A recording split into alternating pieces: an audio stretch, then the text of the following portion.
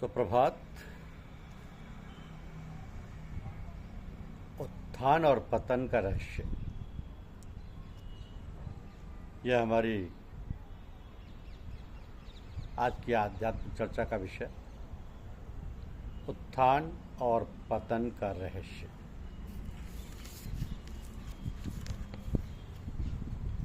नकल के लिए अकल की आवश्यकता होती है। एक हमारे सुहृदय एवं परिचित हैं जो साधक सिद्ध सुजान के नाम से जाने जाते हैं, तो वे अच्छे साधक भी हैं। ईश्वर की कृपा से वे भौतिक सुख एवं संसाधनों से संपन्न गुणवान व्यक्ति हैं। संयोग बात है कि गत कुछ समय पूर्व में उन महानुभाव के यहाँ प्रातः 6 बजे के लगभग उनके घर कुछ आवश्यक कार्यवश पहुँच गया। उन्होंने हमारी आप भगत भी अच्छे ढंग से की। इसी बीच दूरस्थ स्थान से उनकी लड़की का फ़ोन आ गया। लड़की की तरफ से जो शब्द प्रणाम आदि प्रयोग किया गया हो, तो मुझे तो नहीं सुनाई दिया, किंतु श्री साधक सिद्ध सुजान महोदय ने अपनी लड़की को नमस्ते कहकर अभिवादन किया। उसके पश्चात उनकी श्रीमती जी ने भी अपनी लड़की को नमस्ते शब्द का प्रयोग किया। छोटे छोटे बच्चे भी अपनी बुआ से नमस्ते करते हुए फोन पर बात करते रहे। किसी भी तरफ से प्रणाम एवं आशीर्वाद शब्द का प्रयोग नहीं सुनाई दिया। इस पर मुझे आश्चर्य भी हुआ और साधक सिद्ध सुजान महोदय से फ़ोन वार्ता समाप्त होने पर पूछा कि क्या आप लोग अपने लड़के लड़कियों से भी नमस्ते ही करते हैं? प्रणाम आशीर्वाद का प्रचलन क्या गुनाह है? अतः बच्चे चरण स्पर्श कर माँ बाप को प्रणाम नहीं करते तथा माँ बाप बच्चों को आशीर्वाद ना देकर नमस्ते शब्द का ही प्रयोग करते हैं। नमस्ते शब्द तो अपने समान वर्ग के लिए प्रयोग किया जाता है।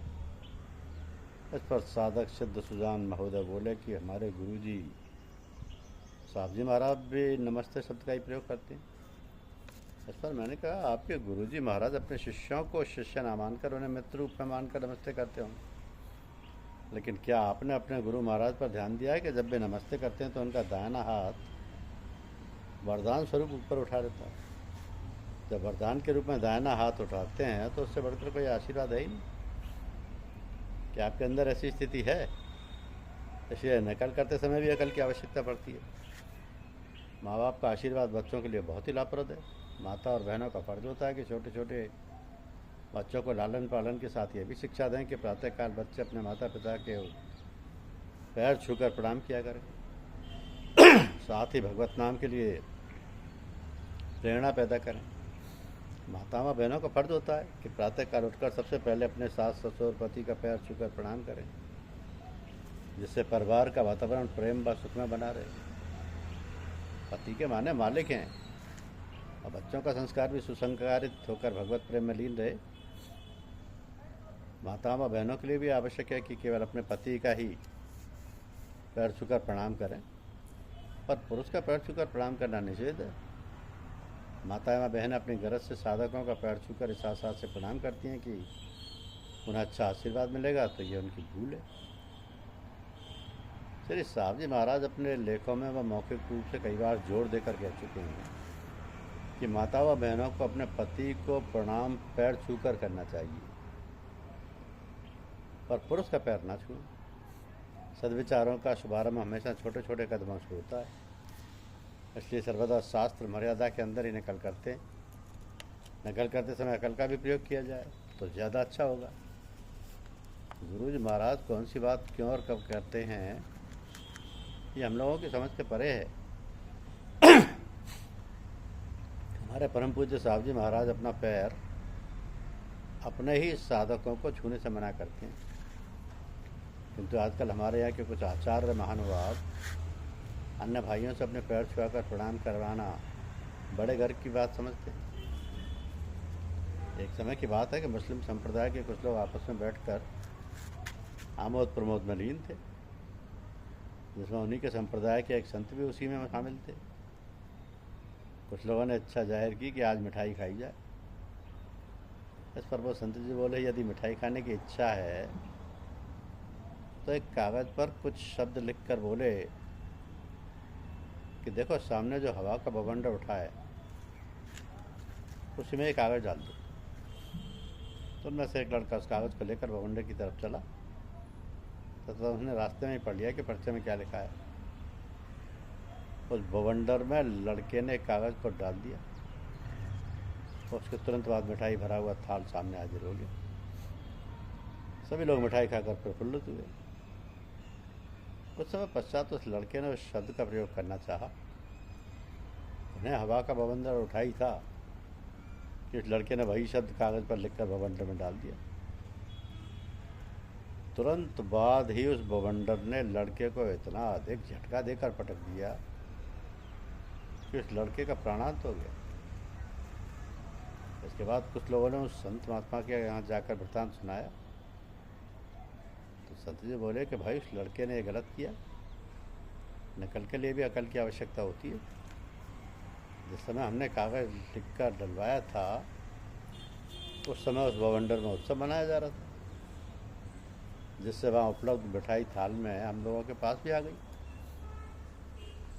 किंतु जिस समय उस लड़के ने बवंडर में लिखकर कागज़ डाला उस समय उस बवंडर में मातम मनाया जा रहा था, जबकि वो लड़का खुशहाली की मिठाई लेने पहुँच गया।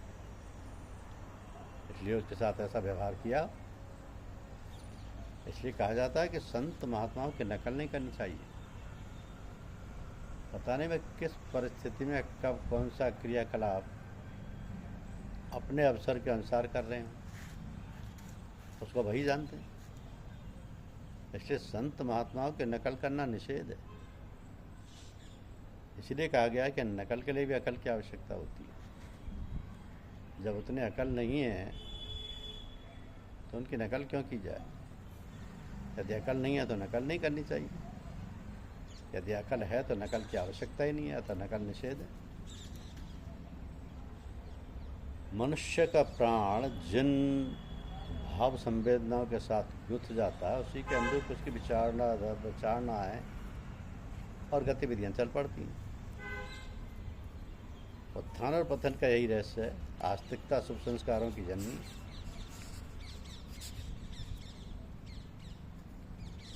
घर का हर सदस्य को आस्तिक बनने के लिए हर परिवार में धार्मिक शिष्टाचार का वातावरण बनाया जाए। इसके लिए नित्य प्रति सामूहिक प्रार्थना, सुबह शाम और स्वाध्याय का क्रम चलना चाहिए।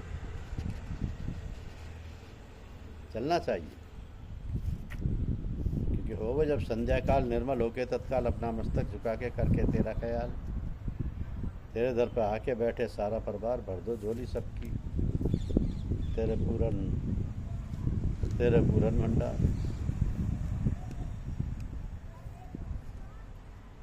तो ये तो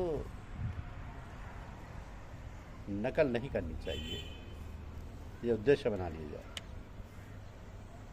क्योंकि ये जो मिशन है तपस्वियों सन्यासियों का सृजन करना नहीं है, बल्कि शक्ति संपन्न लोगों की आत्माओं को कृष्ण और काली की लीलाओं की ओर वापस बुलाना है। बुद्ध के समय से ही वैराग्य के हर आंदोलन से भारत निर्बल हुआ है। जीवन से वैराग्य एक चीज़ है, जीवन को स्वयं राष्ट्रीय और व्यक्तिगत रूप से दिव्य और महान बनाना दूसरी। एक आदर्श को दूसरे पर कमज़ोर बनाए बिना नहीं थोपा जा सकता। अहम का त्याग और जीवन में ही ईश्वर को स्वीकार करना, यही सहयोग सिखाना चाहिए।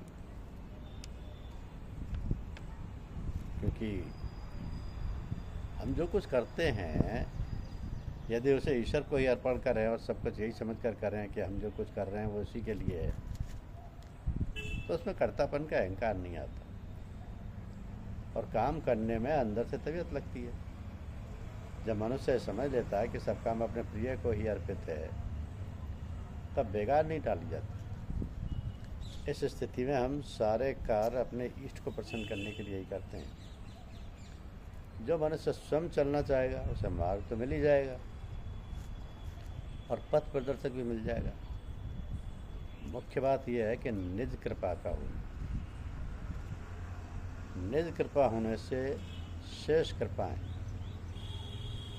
चाहे वो गुरु कृपा हो चाहे प्रभु कृपा हो, सब अपने आप सुलभ हो जाती है।